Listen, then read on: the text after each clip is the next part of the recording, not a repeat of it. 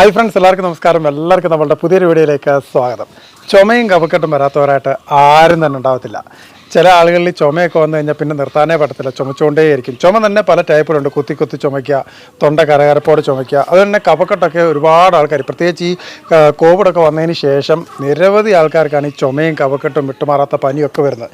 നമ്മൾ ഇന്നിവിടെ കാണിക്കാനായിട്ട് പോകുന്നത് നല്ലൊരു ഹോം ടിപ്സാണ്. ചുമയും കഫക്കെട്ടും അടിവേരോടുകൂടി പറിച്ച് കളയാൻ പറ്റുന്ന, വളരെ സിമ്പിളായിട്ട് ചെയ്യാൻ പറ്റുന്ന ഒരു ടിപ്പാണ്.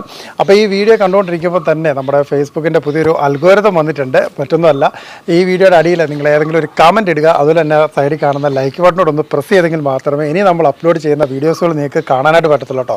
അപ്പോൾ അതൊന്ന് മറക്കാതെ തന്നെ നിങ്ങൾക്ക് ഇഷ്ടമുള്ള എന്തെങ്കിലും ഒരു കമൻറ്റ് ഇടുക. അതുപോലെ തന്നെ ലൈക്ക് കൊടുന്ന് അടിച്ചേക്കാം മറക്കാതെ.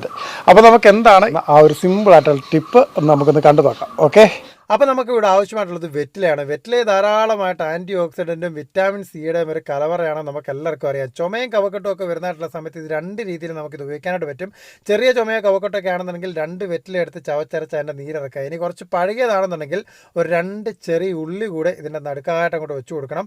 കൂടെ തന്നെ ഇതിലേക്ക് ഒരു 7 കുരുമുളക് മണികളൂടെ അങ്ങോട്ട് വെച്ച് കൊടുത്തിട്ട് ഇത് മടക്കി എടുത്തിട്ട് രാത്രി ഭക്ഷണത്തിന് ശേഷം നിങ്ങളിത് ചെറുക ചവച്ചരച്ച് അതിൻ്റെ നീരങ്ങോട്ട് ഇറക്കുക. ഇങ്ങനെ ഒരു 4-5 ദിവസങ്ങൾ ചെയ്ത് കഴിയുമ്പോഴത്തേക്കിനും ഉള്ളിൽ കെട്ടിക്കിടക്കുന്ന കഫവും പഴകിയ ചുമയൊക്കെ ആണെന്നുണ്ടെങ്കിൽ അത് മാറിക്കിട്ടാനായിട്ട് വളരെ, അതുപോലെ തന്നെ പല ആളുകൾക്കും ഉള്ളൊരു പ്രശ്നമാണ് തൊണ്ട കരകരപ്പ്.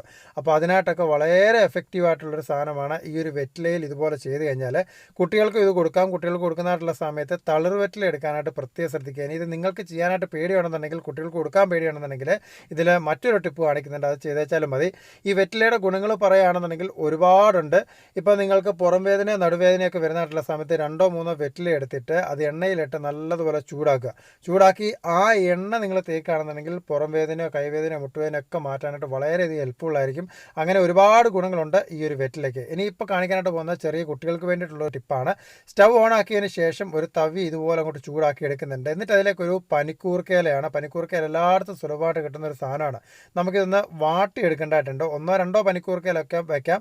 ഇപ്പോൾ ഇതൊരല്പം വലുതായതുകൊണ്ടാണ് ഒരെണ്ണം വെച്ച് കൊടുത്തേക്കുന്നത്. എന്നിട്ട് ഇതിലേക്ക് ഒരു 9 തുളസിയിലയാണ് അതുകൂടെ അങ്ങോട്ട് വെച്ച് കൊടുക്കുക. എന്നിട്ട് ഇത് നന്നായിട്ട് അങ്ങോട്ട് വാട്ടി അങ്ങോട്ട് എടുക്കണം. ഇത് കുറച്ചുകൂടി എളുപ്പവഴിക്കാണ് ഈ രീതിയിൽ വാട്ടിയെടുക്കുന്നത്. ഇതായപ്പോൾ ഇവിടെ നല്ലതായിട്ട് ഇവിടെ വാടി ഇവിടെ കിട്ടിയിട്ടുണ്ട്.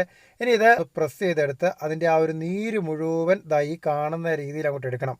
ഒരുപാടൊന്നും കിട്ടത്തില്ല, 1 ടേബിൾ സ്പൂൺ മാത്രമേ കിട്ടത്തുള്ളൂ കേട്ടോ. ഇനി ഇതിലേക്ക് ഇത് ഡയറക്റ്റായിട്ട് ഇങ്ങനെ കടിക്കരുത്. ഇതിലേക്ക് ഒരു കാര്യം കൂടെ ചേർക്കാനായിട്ടുണ്ട്. വേറൊന്നുമല്ല, തേനാണ് ചേർത്ത് കൊടുക്കുന്നത്. അത് വലിയ തേനോ ചെറിയ തേനോ ഏതായാലും കുഴപ്പമില്ല, അതങ്ങോട്ട് ഒഴിച്ചങ്ങോട്ട് കൊടുക്കുക, ഒരു 1/2 ടേബിൾ സ്പൂണ്. എന്നിട്ട് ഇത് നന്നായിട്ട് ചാലിച്ചെടുത്തിട്ട് ഇത് ചെറിയ കുട്ടികൾക്ക് കൊടുക്കാവുന്നതാണ്. ചുമയും കഫക്കെട്ടും ഒക്കെ ഉള്ള കുട്ടികൾക്ക്, തുമ്മലൊക്കെ ഉണ്ടെന്നുണ്ടെങ്കിൽ ഇത് കൊടുത്തു കഴിഞ്ഞാൽ വളരെയധികം എഫക്റ്റീവ് ആയിരിക്കും.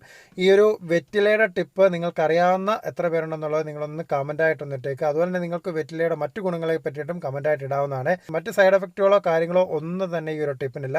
ധൈര്യമായിട്ട് നിങ്ങൾക്ക് പരീക്ഷിക്കാവുന്നതാണ്. അപ്പോൾ നമ്മുടെ ഈ ഒരു കുഞ്ഞു വീഡിയോ നിങ്ങൾക്ക് എല്ലാവർക്കും ഇഷ്ടപ്പെട്ടു എന്ന് വിചാരിക്കുന്നു. ഇഷ്ടപ്പെട്ടാൽ മറക്കാതെ ആദ്യം പറഞ്ഞതിൻ്റെ തൊട്ട് തന്നെ എല്ലാവരും ഒന്ന് ലൈക്ക് ചെയ്യുക.